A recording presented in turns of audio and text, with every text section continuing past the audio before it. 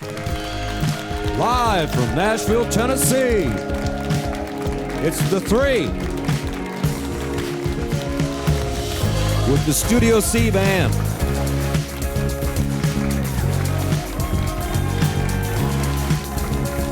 And here's your host, Laura Harris-Smith.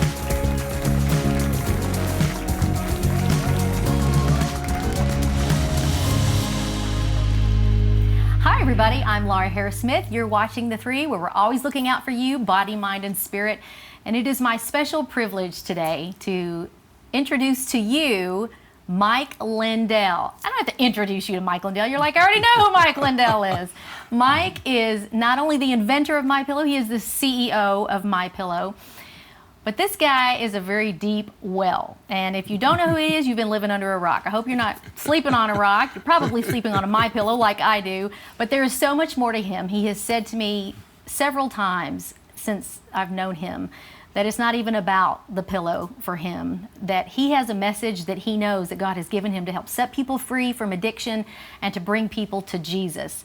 And so we had him on in season 1 for a couple of episodes. You can go to theTHREE.tv and check those out in full. We had a great time with our live studio audience there.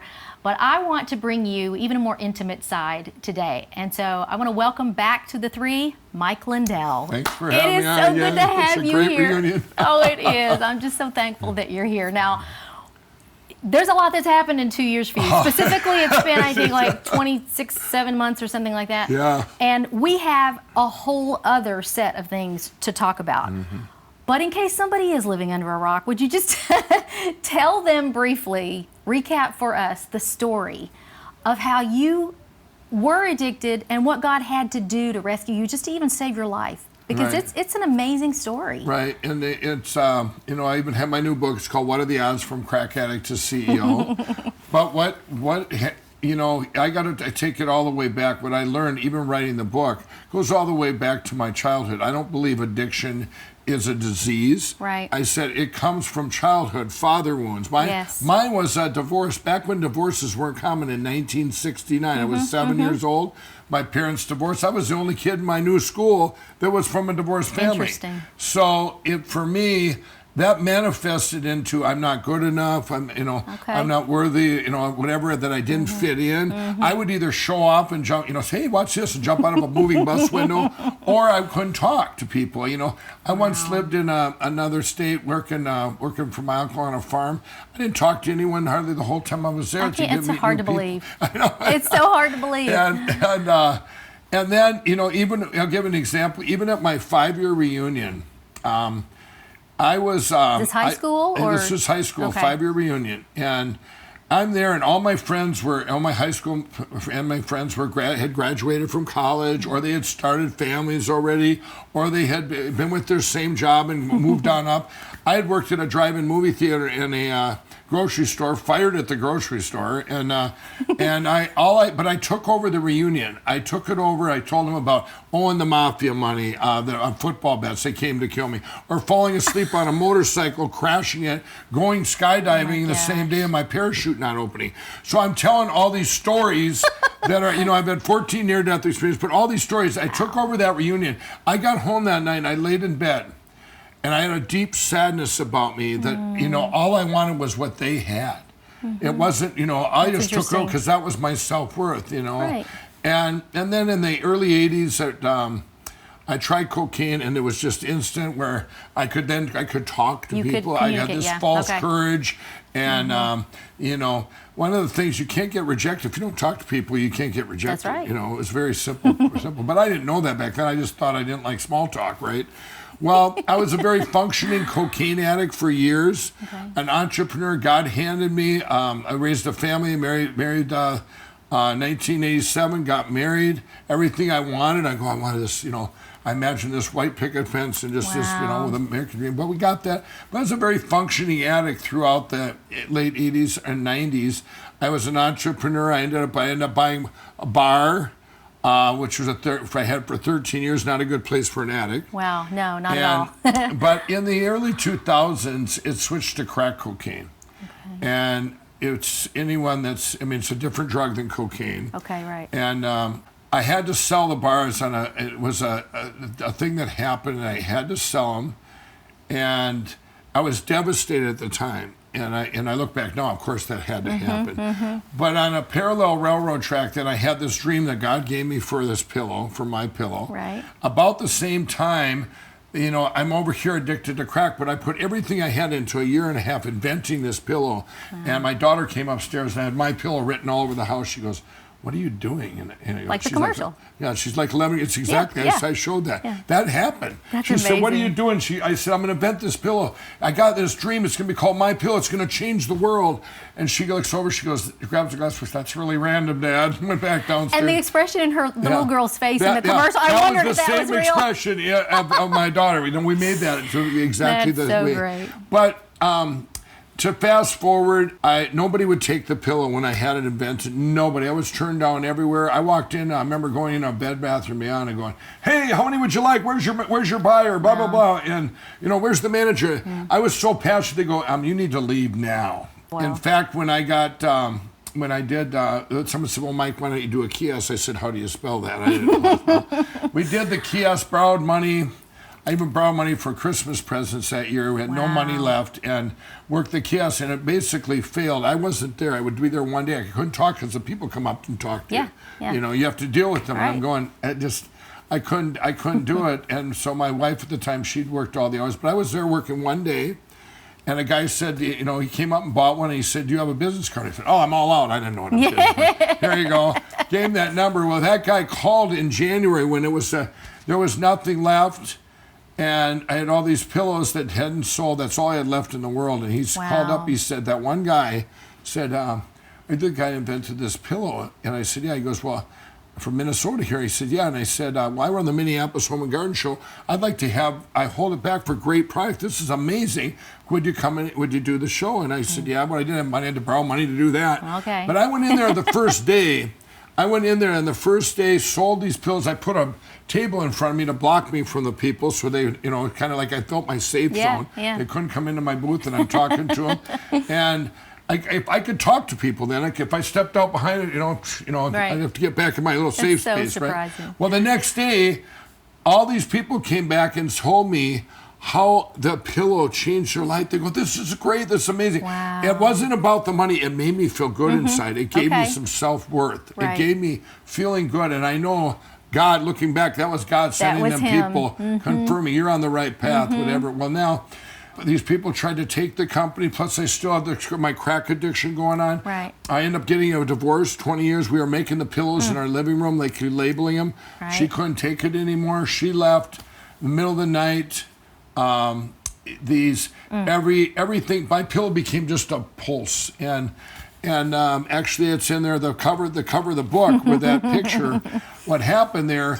In the spring of 2008, the drug dealers, I was downtown Minneapolis. I'd been up for 14 days. I came out of the room and they go, "What's going on?" They go, "You've been up for 14 days. We're cutting you off, and you're not getting any more." Which is this And picture. I'll tell you when that picture was taken. Okay. So two of them left. One of them, it turns out, went down to the streets. And he said, "If you see some crazy white guy with a mustache and you sell him anything, we're going to kill you." I mean, that's how they got the word out. Right. So I'm upstairs, and the guy, the last dealer, fell asleep, and I snuck down. By then, I'm farming. Any crack addict will know I'm looking on the ground for trying to smoke anything. Amazing. Called it farming, and I headed down the streets of Minneapolis. I couldn't buy crack anywhere. I went out, very resourceful, came back upstairs. And the guy sitting up, the last dealer, he goes, "How'd that work out for you?" He goes, "Give me your phone. I'm going to take a picture. You're going to need that for that book that you've been telling us about." Look at and that. here's what he said to me. He said, "You've been telling us for years that My Pillow is just a platform for God, and you're going to come back and help us all someday get out of this addiction world we're living in, and we're not going to let you die on us." I was their hope.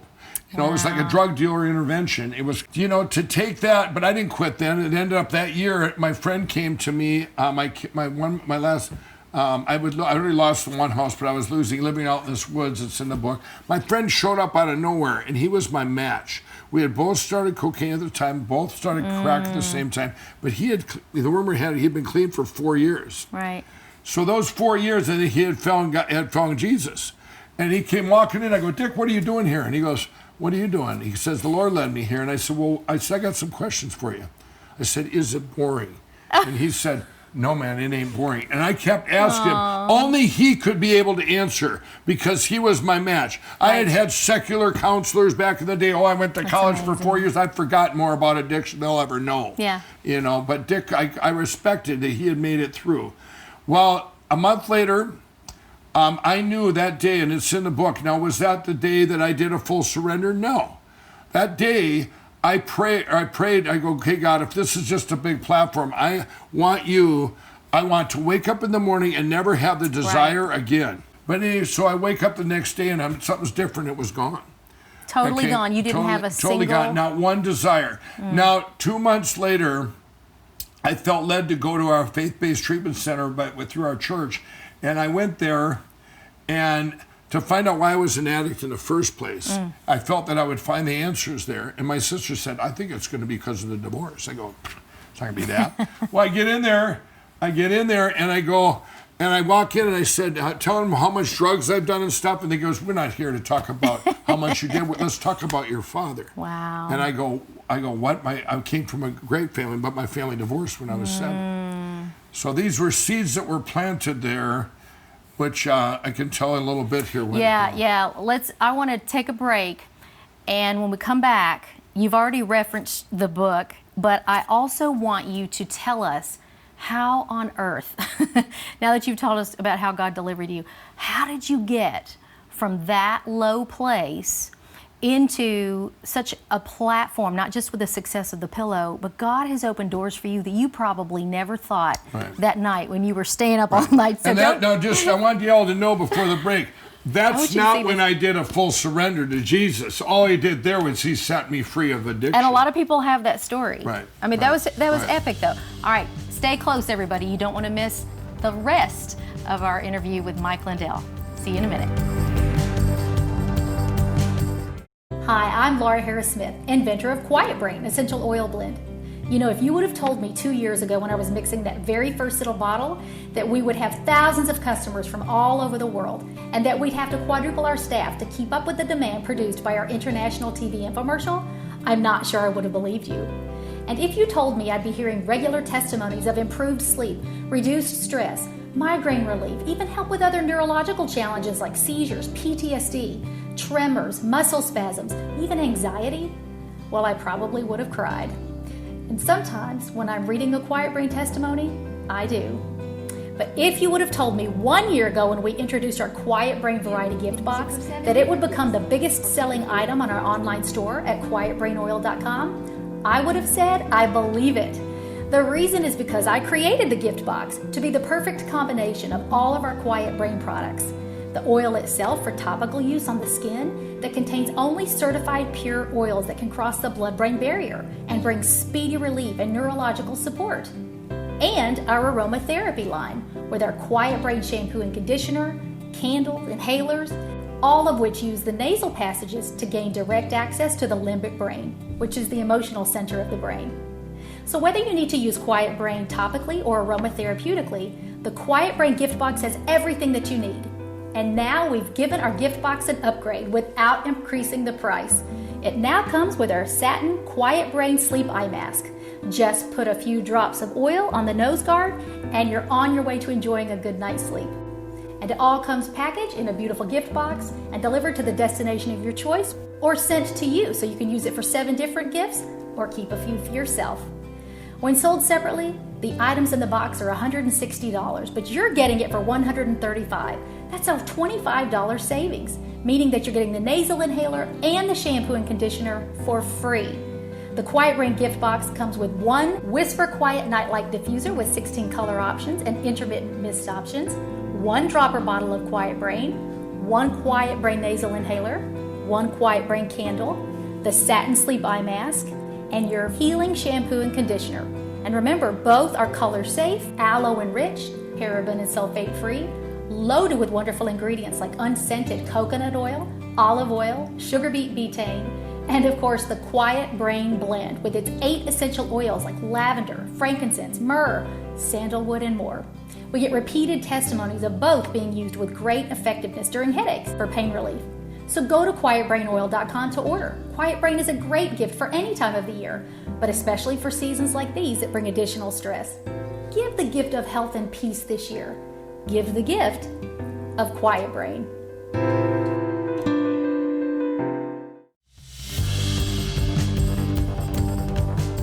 Welcome back to The Three, everyone. I'm Laura Harris-Smith, and I am here with the CEO and inventor of MyPillow, Mike Lindell. He's also the author of What Are the Odds? From Crack Addict to CEO. Mike, right before the break, you were telling us about your deliverance from addiction, but it didn't stop there. Right. And this is not an uncommon part of an addict story, Right. so I'm curious. Well, Tell God, us. God freed me of the desire. Yeah. And then, like I say, I went into this, I felt led to go 2 months later, this faith-based treatment. It was called Living Free at our church. And I got in there the first night, and I'd been to all these secular centers in the 80s to get my life back. And I start bragging up on what drugs I'd done. They go, "We don't care about what you've done. Tell us about your father." And sure enough, they were bringing back stuff that manifested in childhood. This was divorces weren't common, and how it had affected me. But these seeds were planted there. Now you fast forward, you go through. I spent 2 years getting my pillow back. It had been taken by, these guys I broke bread with.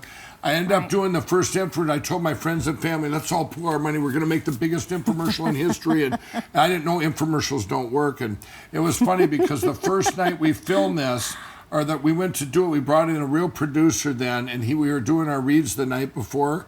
And I couldn't talk in front of people, so I didn't know how this was going to work. Amazing. And we're doing our reads, and the guy goes, he texts the other guy, goes, "This is the worst guy I've ever seen.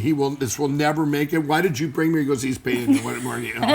And the next day we did it. I went to filming, and we're reading the teleprompter. It took 1 hour to do one line. I was so afraid of the live audience. And finally we just brought in a table, threw away the teleprompter, and did it naturally. And it aired October 7th, 2011, in the middle of the night. I was living in my sister's basement. I had 10 employees. 40 days later, I had 500. Just exploded. What? But at one point, MyPillow was down to just a heartbeat again in 2014. And I met, you always see me wearing my cross on TV and all that. And I met a gal, Kendrish, in the book there in 2014, and she had something I didn't have, a personal relationship with Jesus. She's precious. She had this, and she's telling me, you got this big calling, and you're not even saved yourself. I go, "Don't tell me that. I believe in God." And we got, but I knew she was right, and I wanted that, And people would call me up, on the phone, and when I was at the call, I was my only call center, and they were telling me, "You're wearing your cross on TV," blah, blah. I'd get them saved. Go ahead and talk there, take that. And I'm not saved yet. You're not still at the call center, are you? What's that? You're not still at the call center, are you? What do you mean? Did I take the calls? Yeah, you take all the calls. No, I don't. 46 million 46 My Pillows million, later. Right. Yeah, but anyway, so now we by the 26th of December in 11, we were the #1 infomercial in the world. And like I say, it got down to this. Of course. We were going down again in 2014, and we ended up doing a 1 and a 2 minute commercial. And people said, "Well, Mike, you need to be in it." I didn't want to be in it. I'm going, it was, to be in front of a camera and talking to people. Wow. We did it, and then it exploded again. And Kendra's praying for favor and all these things I didn't know. Well, then things started happening to me. One of the things in the book, when you call "What Are the Odds?" in your own life, when you have a 1 in a million, a 1 in a billion, and things that you put off to chance, when do you add them together, and when does it become a miracle? When do you say this is a miracle? This can only be Jesus, can only be God. So things started happening to me in 15 and 16. I had a dream I would be with Donald Trump in a room. This is before he ran for president. All of a sudden he's running for president. And I was brought to the National Prayer Breakfast. I had never, realized I've never been there before. I didn't even know what it was. And I'm picked out of 12 people to pray with Ben Carson in a room. And all these things kept happening to me like a Forrest Gump thing. And to where, obviously then I got the meeting with the president came to fruition before he was president. I went all in. I was slammed by the media, called a race and everything. They didn't even know what we talked about. Right. And typical. And then things started happening. My friends, they see me in a White House with the president sitting next to him. They go, "What's this crack addict doing on TV? You know what? Jesus has to be real. This is impossible." Yeah, yeah. They're all going, "This is a miracle." Yes. I'm still going, "Okay, God, show me more, show me more, show me more." And on February 18th, 2017, I went into Operation Restore Warrior. It was actually for veterans. When I went in there, and I went in there with hope that I would have what Kendra has, this relationship. And that's when I got on my knees and did this full surrender where, you know, it took all this burden off where God, he's the chairman of the board. So I don't have to worry about anything. But one of the things that happened is then I could go out where my calling was, and I spoke shortly after that to 50,000 millennials, spoke out for Jesus, and did this little 5-minute of my story.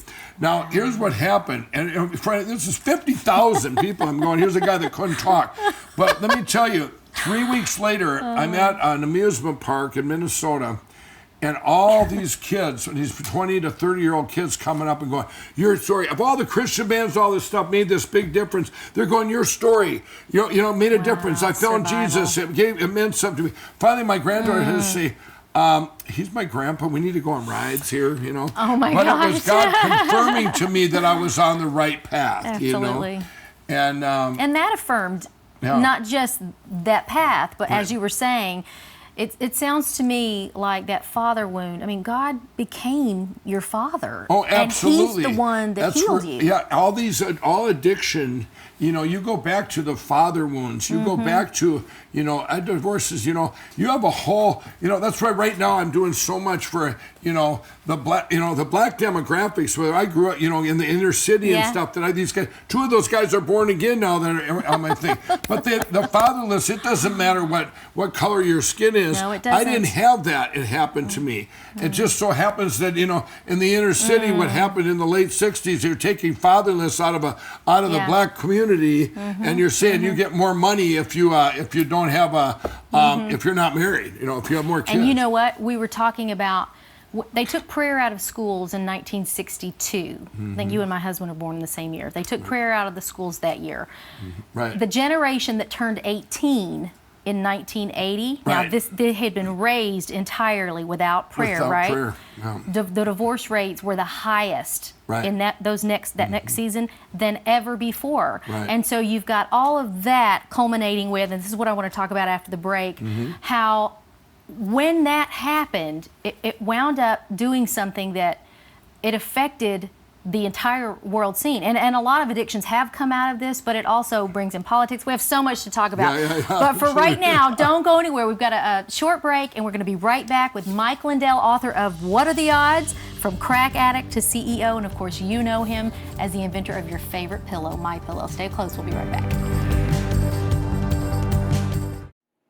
Hi, Laura Harris Smith here, and you know by now that it's a passion of mine to see people get healthy body, mind, and spirit.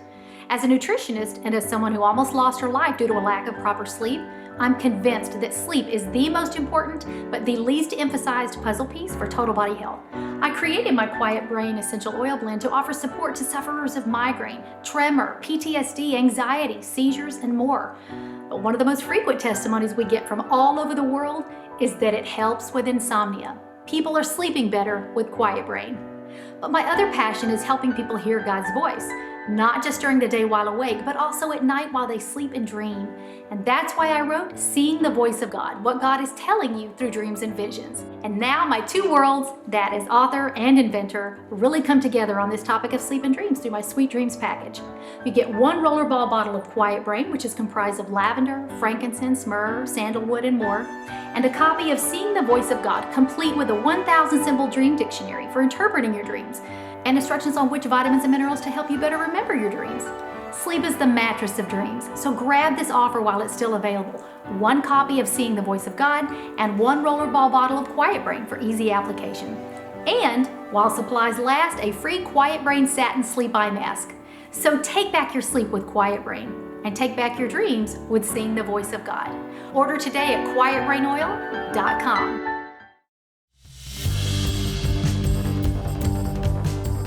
Hi everybody, welcome back to theTHREE. I'm here again with Mike Lindell, and you have heard already so far his amazing story of addiction. Well, let me just tell you the book title, What are the odds? From crack addict to CEO. That kind of says it all.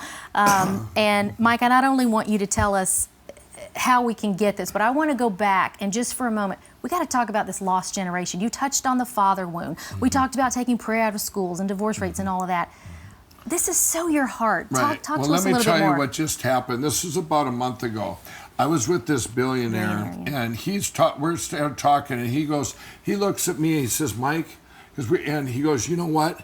He says, right now to bring our country back to God, it would take the Great Depression because people are only looking for hope when something's bad. And now he goes, an economy, everything's so good now because of this president and stuff. And I go, no, you're wrong. I said, at the Great Depression, I said, people who had God, they were praying for food and physical things. True. I said, we have addiction. The greatest opportunity in history for the biggest revival ever. Who's looking for hope? Everyone out there, I don't care how many forks you eat with, they're affected by addiction nowadays. Yep. Every single person, and I'm not talking about addicts in the street. I'm talking about you eat with 4 forks, 2 forks. Everybody knows people that are addicted or affected by it. This isn't about getting people off addiction. This is getting people to Jesus. Wow. And it's going to be the most, I view addiction is an opportunity of our lifetime. Yeah. And because every single person is affected by it. And it's easy. It's so easy because me being there, this network is going to be to the addict and not just preying on, right now people are preying on the addict's families. They're going, oh, addiction's a disease. Does your loved one have this? Do you want to waste 30 grand on insurance? Yeah. Is that what you want? And you can, you're out of insurance, cash in your 401k and help your addicted disease. No, that's not true. Well, then what is it comes from father wounds. It comes from all that. So then what is the main concept behind or the mechanism for when the this Lindell Recovery Network? When this launches, it's going to be just like my friend came back to me. And when my friend came back to me in 2008, and he was my hope match, he was my match. This is going to be involved. You're going to put in your age and your addiction, and you're going to see all the success. It's going to be the most amazing platform. I'm not going to give it away here right now, but it's going to be nationwide. By the way, my book. Tell us where we can get the book. The proceeds at mystore.com. That's my new platform. mystore.com or mypillow.com to help entrepreneurs. But the money from the book is going to run this recovery network. So I even self-published. I even bought my own paper.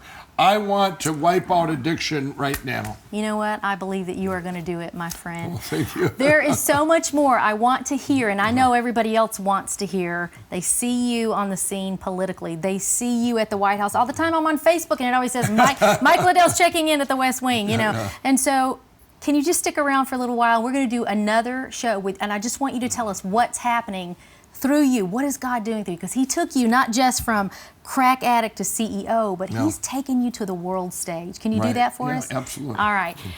Guys, another great episode on The3, and as you just said, there's going to be a part 2, so we'll bring you part 2 with MyPillow CEO and inventor Mike Lindell next week. Take care, everybody.